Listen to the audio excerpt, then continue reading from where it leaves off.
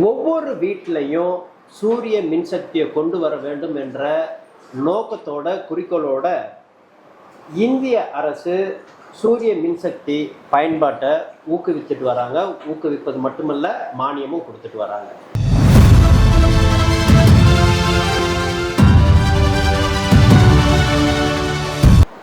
அறிவியலும் தொழில்நுட்பமும் ஒன்றுக்கொண்டு போட்டி போட்டுக்கொண்டே இருக்கின்றன. ஒரு தொழில்நுட்பத்துக்கு அடுத்து பார்த்தோன்னா இன்னொரு தொழில்நுட்பம் வருது.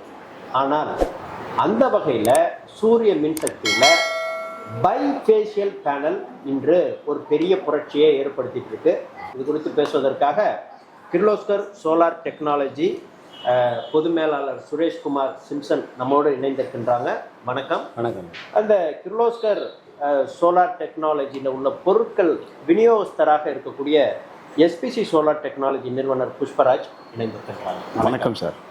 கிர்லோஸ்கர் நிறுவனம் என்பது 137 வருடங்கள் வரலாறை கொண்ட ஒரு நிறுவனம்.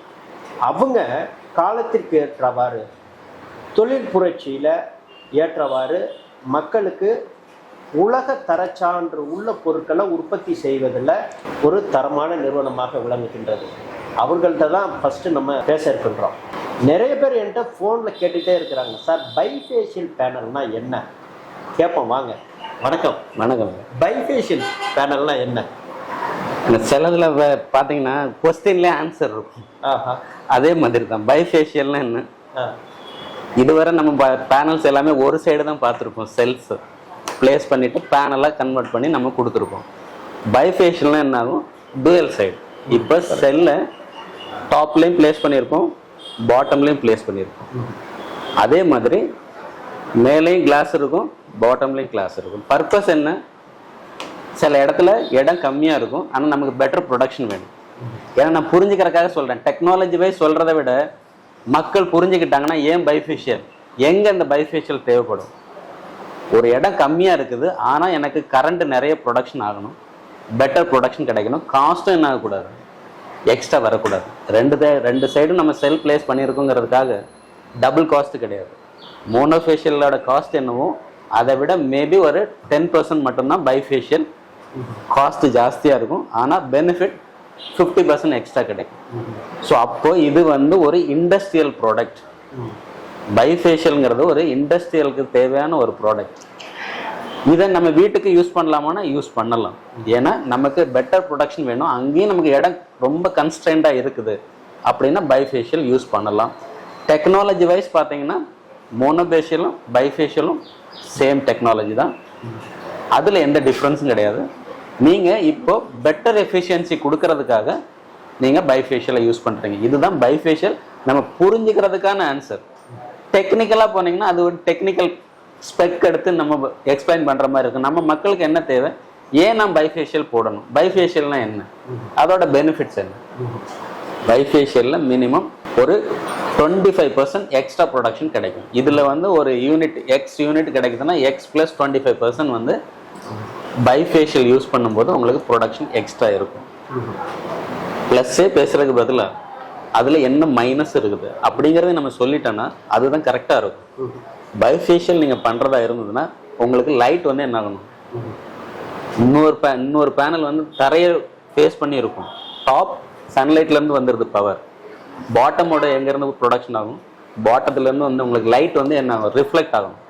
அப்படின்னா உங்கள் ஃப்ளோரை அதுக்கான கோட்டட் பெயிண்ட்ஸ் இருக்குது, ப்ராப்பராக ஒயிட் கலர் கோட்டட் பெயிண்ட்ஸ் நீங்கள் அடித்து பைஃபேஷியல் பேனலில் நீங்கள் ஃபிக்ஸ் பண்ணால் மட்டும்தான் நீங்கள் சூஸ் பண்ண பைஃபேஷியலுக்கான பெனிஃபிட்ஸ் உங்களுக்கு கிடைக்கும். ஸோ இதுதான் அதாவது கம்பெனிஸ். நான் சொல்லிட்டேன் அகைன், எஸ்பிசி சோலார் கிர்லோஸ்கர் ஒன்றா சேர்ந்து பண்ணுறோன்னா ஒரு கரெக்டான ப்ராடக்டை கஸ்டமருக்கு நம்ம கொண்டு சேர்க்கணும். டெக்னாலஜி நிறைய இருக்குது. இன்றைக்கி நம்ம பேசிக்கிட்டு இருக்கும்போது சோலாரில் என்ன இருக்கும், ஒரு டெக்னாலஜி டெவலப் ஆகிட்டு இருக்கும். நாளைக்கு பார்த்தீங்கன்னா புதுசாக ஒரு டெக்னாலஜி வந்திருக்கும். இது லிமிட்லெஸ், எவால்வ் ஆகிக்கிட்டே இருக்கும். நீங்கள் இந்தியாவில் சோலார் ஒரு 25 இயர்ஸாக இருக்குது. 25 இயர்ஸ் எடுத்திங்கன்னா மினிமம் 10 மாடல்ஸ் வந்துடுச்சு. ஸோ எவ்ரி 2 இயர்ஸ் ஒரு நியூ டெக்னாலஜி டெவலப் ஆகிட்டே இருக்குது வேர்ல்டு வைட். இதுதான் நீங்கள் கொஸ்டின்கானது. இதை கிர்லோஸ்கர் இன்டர்நேஷ்னல் ஸ்டாண்டர்டுக்கான ஒரு ஐஎஸ்சி சர்டிஃபைட் ப்ராடக்ட்டை எப்பப்பெல்லாம் இண்டஸ்ட்ரியில் டெக்னாலஜி எவால்வ் ஆகிக்கிட்டு இருக்குதோ அப்போல்லாம் அப்டேட்டடாக கொடுக்கும். இந்த பைஃபேஷியல் பேனல் என்பது ஒரு பேனலோட மின்கலன் நேரடியாக சூரிய ஆற்றலிருந்து மின்சாரத்தை உற்பத்தி பண்ணி தரையிலிருந்து அந்த வெப்ப ஆற்றலையும் ரெட்டிப்பு மடங்காக மின் உற்பத்தியை பண்ணக்கூடிய ஒரு தொழில்நுட்பம் தான் பைஃபேஷியல் என்பதை நம்ம தெரிஞ்சுக்கிட்டோம். ஆனால் அது விநியோகஸ்தர் சைடில் என்ன மாதிரி விளைவுகள் ஏற்படுத்துது என்பதை சொல்வதற்காக நம்முடன் இணைந்திருக்கின்றார் எஸ்பிசி சோலார் டெக்னாலஜி நிறுவனர் புஷ்பராஜ். இப்போ அவங்க சொல்லிட்டாங்க, சார் மேலேயும் அப்பா வெயில் இருக்க அப்படின்னா அதுலேயும் மின்னாற்றல் வரும், கால் சுடுதே அப்படின்னா அதில் ஒரு வெள்ளை பெயிண்ட் அடித்தாலும் மின்னாற்றல் பெருக்கிக்கலாம். எங்களோட நோக்கம் 2 வருஷத்துக்கு ஒரு தடவை பெரிய பெரிய தொழில் புரட்சி வருது, அப்போ மக்கள் ரொம்ப பெனிஃபிட் ஆகுறாங்க. நீங்கள் எப்படி பார்க்குறீங்க ஒரு விநியோகஸ்தரா இந்த ஒரு தொழில்நுட்பத்தை நீங்கள் பயன்படுத்திருக்கீங்களா? ஓகே, பைஃபேஷியல் வந்து நாங்கள் நிறைய கிளைண்ட்டுக்கு நாங்கள் கொடுப்போம். ஏன்னா நீங்கள் வந்து டெக்னாலஜி மாற மாற நாங்களும் மாறிட்டே இருக்கோம். இப்போ பைஃபேஷியல் அப்படி என்ன அப்படின்னா, இது வந்து ஒரு சோலார் பேனல் சார். இது வந்து ஒரு பேனல் இருக்கு இல்லையா, இப்போ நீங்கள் சொன்ன மாதிரி இங்கே ப்ரொடக்ஷன் ஆகுது.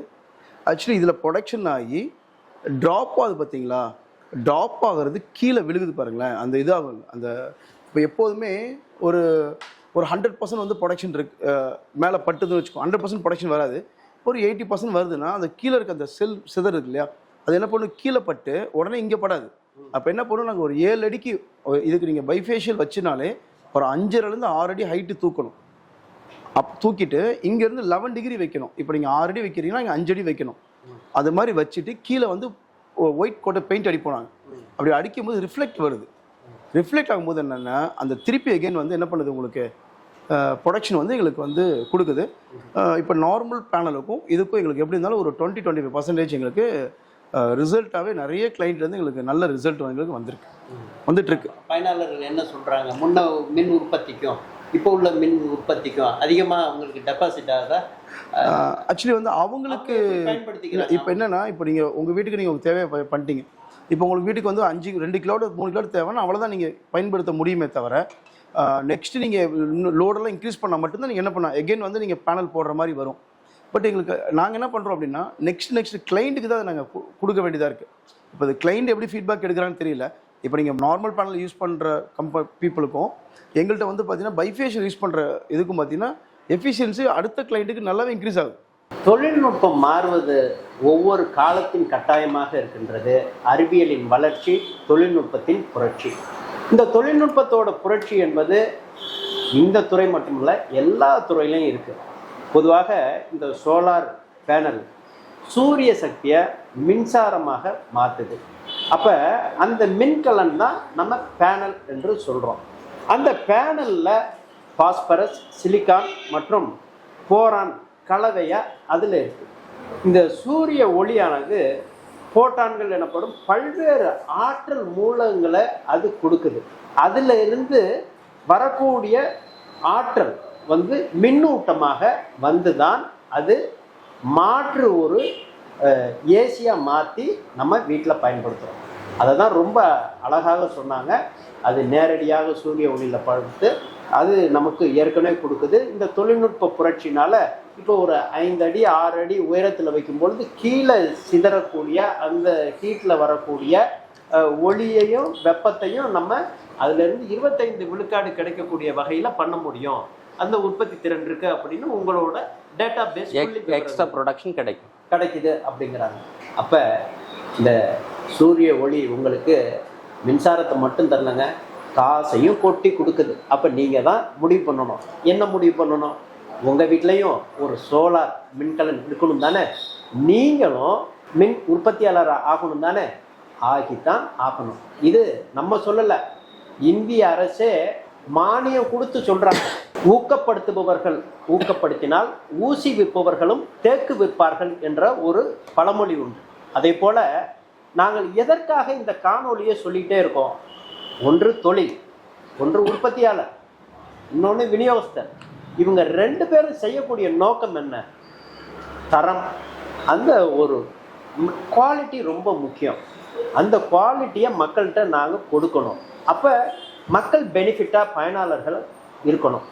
இந்த மாதிரி காணொலி நிச்சயமாக நீங்கள் மற்ற எவ்வளவோ சோலார் பற்றி உள்ள காணொலி, குறுங்காணொலிகள்லாம் இருக்குது. ஆனால் இந்த மாதிரி உள்ள காணொலிகள் கண்டிப்பாக இருக்காது. ஏன் அப்படின்னா ஒரு நிறுவனம், விநியோகஸ்தர் 2 பேரையும் நாங்கள் ஃபேஸ் டு ஃபேஸ் வெளிப்படைத்தன்மையை தான் நாங்கள் கொண்டு வரோம். இதில் எந்த விதமான பாரபட்சமும் இல்லை. அதில் பைஃபேஷியல் குறித்து அறிந்து கொண்டோம், தெரிந்து கொண்டோம். இதே போல் நல்ல பல பயனுள்ள கருத்துக்களை அறிந்து கொள்ள, தெரிந்து கொள்ள, புரிந்து கொள்ள நம்ம எஸ்பிசி சோலார் திருச்சி சேனலை சப்ஸ்கிரைப் பண்ணுங்கள், பெல் பட்டன் கிளிக் பண்ணுங்கள், ஆல் பட்டன் கிளிக் பண்ணுங்கள். ஒவ்வொரு பதிவையும் லைக் பண்ணி ஷேர் பண்ணுங்கள்.